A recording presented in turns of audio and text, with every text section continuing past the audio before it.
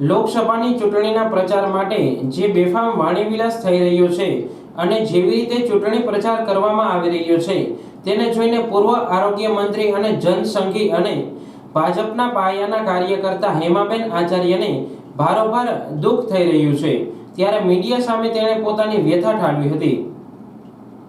ભારત દેશ આઝાદ થયો ત્યારબાદ અત્યાર સુધીમાં ઘણી ચૂંટણીઓ આવી ગઈ છે, જેમાં ગ્રામ પંચાયતથી લઈ લોકસભાની ચૂંટણીઓમાં પાયાના પથ્થર તરીકે કામ કરી ચૂકેલા અને એક સમયના પૂર્વ આરોગ્ય મંત્રી રહી ચૂકેલા હેમાબેન આચાર્યએ પોતાની વ્યથા અને દુઃખ મીડિયા સમક્ષ ઠાલવ્યું હતું। આજની ચૂંટણીઓ મુદ્દાથી ભટકાઈને થઈ રહી છે। અગાઉ પાર્ટીના નેતાઓ મુદ્દાઓ આધારિત ચૂંટણી લડતા હતા, જેમાં પોતે કરેલા કામોને લઈને મત માંગતા હતા। તે જ આગામી 5 વર્ષ દરમિયાન તેની સરકાર આવશે તો શું કરશે અને પાર્ટીઓ શું એજન્ડા હશે તે મુજબની ચૂંટણીઓ લડાતી હતી। આજકાલ આ કોઈ જોવા મળતું નથી।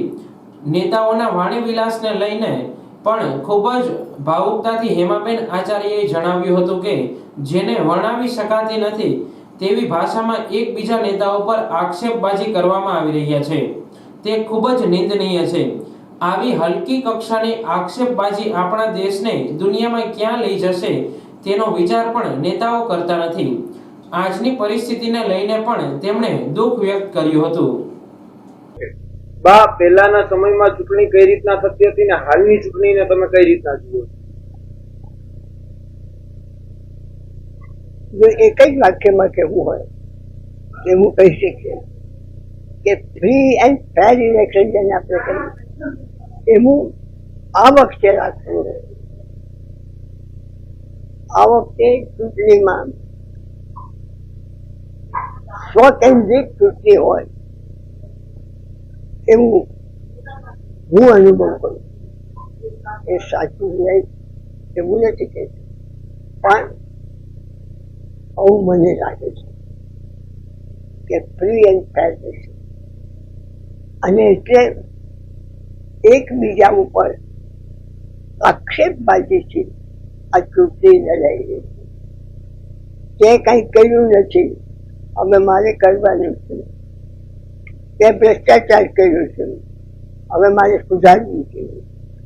આ એક જ મોટો હોય એના એક મુદ્દા ઉપર જાણે ચૂંટણી લડાઈ છે એવું મને લાગે છે।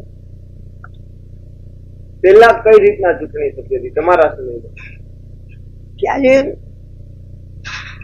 અમે શું કરવા માંગીએ છીએ, મારો એજન્ડા હોય કે અમે જો રાજ સત્તા ઉપર આવશું તો લોકોને પાણી માટેના વલખા મારવા પડશે નહીં। આવો એક મેસેજ, એક એજન્ડા અપાય અને એના ઉપર કામ થાય। આજે તમે પાણી આપ્યું નથી એ વાત સાંભળી છે, એટલે પોતાનો એજન્ડા જ્યાં સુધી તમે મૂકો નહીં લોકોની સામે, તમારો સંકલ્પ પક્ષમ અમે ચૂંટાઈને આવીશું તો આટલું આટલું કરીશું એવું જ્યાં સુધી આપણે કહીએ નહીં ત્યાર સુધી સામી વ્યક્તિ તમને મત કેવી રીતે આપે?